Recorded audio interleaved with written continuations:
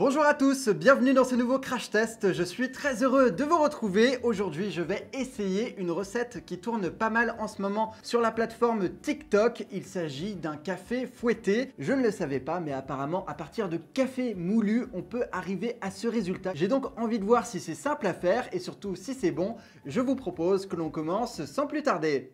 Alors je vais faire quelques recherches pour savoir d'où ça vient et qui a inventé ça, puisque à mon avis ça ne vient pas de TikTok directement, c'est juste que ça a été popularisé par le réseau social. Donc on va taper Wipe Paid Coffee, très bon accent comme d'habitude. Donc c'est également appelé Frappé Coffee, ok, donc café fouetté. Donc il y a bien évidemment pas mal de médias qui en ont parlé, voyons ce qu'ils en disent. Le café frappé est la dernière tendance dans le monde du café. Alors je suis en train de traduire en même temps, donc désolé si ce n'est pas très français ce que je vais dire. Les gens utilisent leur temps libre à la maison pour fabriquer leur propre café fouetté pendant le confinement. Oui, ça me semble logique et c'est d'ailleurs ce que je vais faire aujourd'hui. La recette est apparemment légère et très aérienne. Ça s'appelle dalgona et ça vient de Corée du Sud. Donc voilà, on apprend des choses. C'est devenu viral sur TikTok et il y a eu pas moins de 312 000 vidéos sur le sujet avec le hashtag Wiped Coffee. Donc voilà, il y a pas mal d'images. Et ici, on a un TikTok qui a fait 105 000 likes où la fille nous montre comment elle fait son café frappé.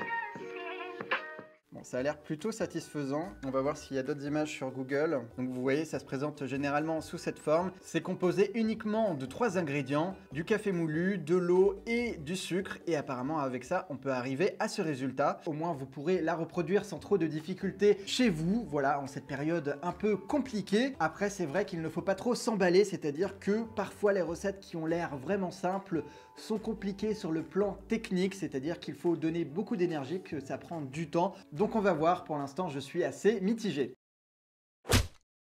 Pour la première étape, on va prendre un grand récipient. On va y verser 2 cuillères à soupe de sucre en poudre.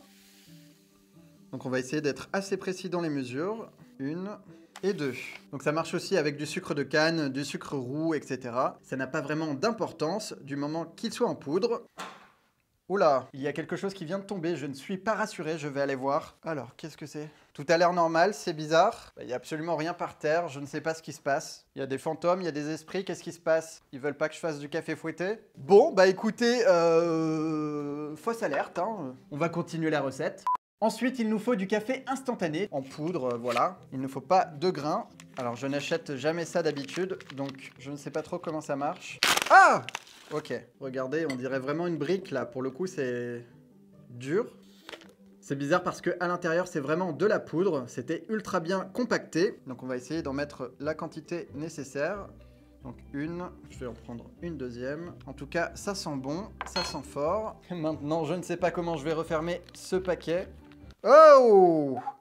J'en vais en foutre littéralement partout, c'est pas très pratique. Et on va juste passer un petit coup d'éponge. Où est Calvezita? J'en profite pour vous dire que je vais probablement faire une foire aux questions dans les prochaines semaines. Donc si vous en avez, n'hésitez pas à me les poser dans les commentaires. J'en sélectionnerai quelques-unes et notamment celles qui ont le plus de j'aime. Par contre, ça sortira en bonus un mercredi. Ça ne remplacera pas une vidéo habituelle. Le troisième ingrédient, c'est de l'eau bouillante. Donc je vais préparer ça en cuisine. Donc on va prendre une petite casserole.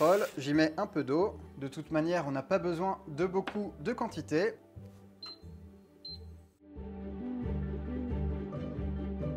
Et voilà, je vais verser ça dans un petit récipient. Et me revoilà avec l'eau bouillante. Et du coup, on va en verser 2 cuillères à soupe. Et a priori, il ne reste plus qu'à fouetter. Donc ça, c'est censé se transformer en mousse. Je ne sais pas pourquoi, mais j'ai du mal à y croire. Écoutez, on va essayer, on est là pour ça. Je vais mettre un chronomètre et on va voir le temps que ça va prendre. C'est parti. Je sais pas pourquoi, mais je ne le sens absolument pas, quoi. Ça fait déjà 2 minutes, il ne se passe absolument rien pour l'instant. C'est pas comme des œufs qui montent en neige, par exemple. Ah là, j'ai déjà mal, j'ai déjà une crampe. Non, ça prend pas du tout de volume. Hein. Après, peut-être que j'ai pris un récipient trop grand. Est-ce que ce serait pas mieux dans un petit récipient? Quoique j'aurais peut-être pas de place pour mon fouet, donc c'est peut-être pas la meilleure idée. Tiens, dites-moi dans les commentaires, est-ce que vous buvez du café ou du thé? Ou peut-être aucun des deux? Pour l'instant, il ne se passe absolument rien. Peut-être que j'aurais dû en faire en plus grande quantité, je sais pas. Bon, après, j'ai respecté à la lettre la recette, qui est super simple, donc je ne vois pas pourquoi je ne réussirais pas. Ça fait déjà 5 minutes que je suis en train de battre. Je vais continuer, on verra bien. On va être persévérant, j'ai envie de réussir. Ça fait 10 minutes, le café continue d'être fouetté et il ne se passe absolument rien. Je sais pas s'il y a un truc que je fais mal, en tout cas ça demande de l'énergie. Je commence à avoir chaud honnêtement. Non, j'ai vraiment l'impression qu'il ne se passe absolument rien quoi.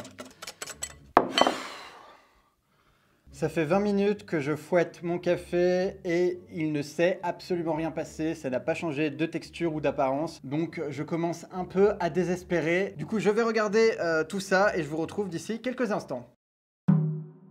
Bon, visiblement, ce qui ne marchait pas, c'était le café. Donc j'ai décidé d'en tester un autre. Celui-ci, c'est bien écrit soluble et non pas moulu. Donc voilà, cette fois-ci, ça devrait marcher. J'ai déjà tout préparé. On va verser ça tant que c'est chaud.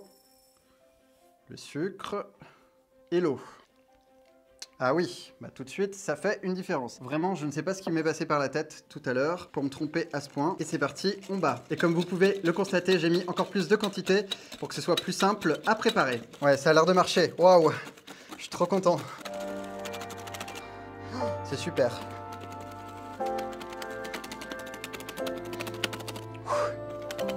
C'est de plus en plus difficile à battre, donc effectivement...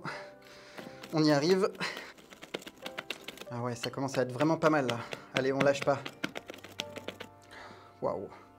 C'est magnifique. Bon là, j'en ai fait beaucoup trop pour une seule personne, bien évidemment, mais au moins, on sait que ça marche. Maintenant, il ne reste plus qu'à verser un peu de lait dans mon verre. Je viens prendre une cuillère de café fouetté. C'est parti. Est-ce que ça va flotter? Oui. Ok. Ouais, je vais prendre un autre ustensile, ce sera peut-être plus sympa. Allez, on fait un petit tourbillon. On va essayer d'avoir un résultat sympa visuellement. Et voici le résultat de mon café fouetté et mousseux. Je ne sais pas ce que vous en pensez, mais c'est plutôt pas mal. Ça se consomme avec du lait chaud ou froid selon votre convenance. Allez, je vais goûter. Ah oui, c'est vraiment épais. C'est super bon. Moi, je suis pas très fan du lait nature de base, mais là, du coup, il est parfumé. En fait, c'est tellement sucré que ça n'a pas tellement le goût de café. C'est pour ça que je pense que c'est aussi populaire. Pour les personnes qui n'aiment pas, vous pouvez vraiment essayer parce que je pense que vous ne serez pas déçus. Bon bah écoutez, c'est rapide à faire, c'est simple lorsqu'on a les ingrédients et surtout c'est bon. Donc pour moi, c'est un crash test validé. Quelques jours plus tard, j'ai recommencé afin de faire des photos pour ma miniature. Cette fois-ci, j'ai utilisé un batteur électrique et voici le résultat que j'ai obtenu. Franchement, c'était encore plus simple et toujours aussi bon. Donc n'hésitez surtout pas à reproduire cette recette. Et si jamais vous le faites, vous pouvez partager votre résultat en me taguant sur les réseaux. Voilà, c'est maintenant terminé. Si vous voulez que je teste d'autres recettes comme celle-ci, n'hésitez pas à me le faire savoir. Et quant à moi, je vous dis à très bientôt pour de nouvelles aventures. Au revoir.